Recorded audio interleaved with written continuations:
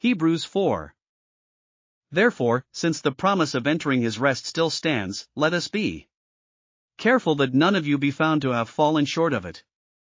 For we also have had the good news proclaimed to us, just as they did, but the message they heard was of no value to them, because they did not share the faith of those who obeyed.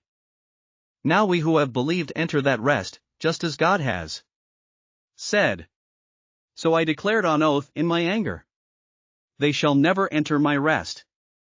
And yet his works have been finished since the creation of the world. 4. Somewhere he has spoken about the seventh day in these words, on the seventh day God rested from all his works. And again in the passage above he says, they shall never enter my rest. Therefore, since it still remains for some to enter that rest, and since those who formerly had the good news proclaimed to them did not go in because of their disobedience, God again set a certain day, calling it today.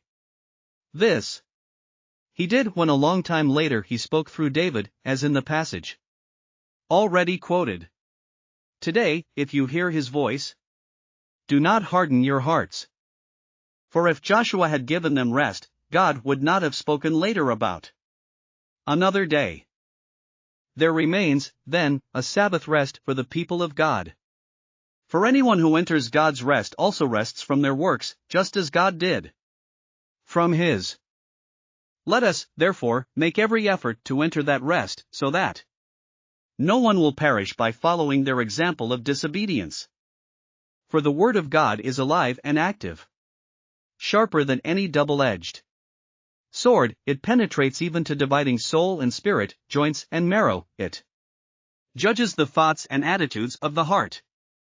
Nothing in all creation is hidden from God's sight.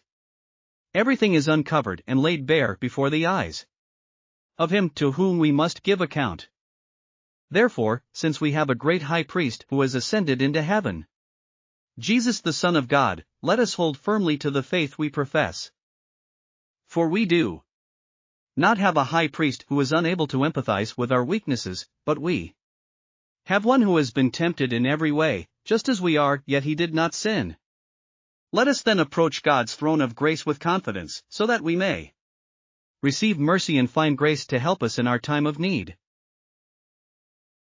Thanks for listening to another chapter of the Bible.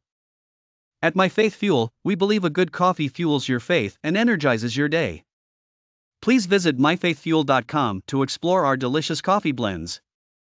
Part of each purchase goes to training worshipers around the world. Thanks for listening.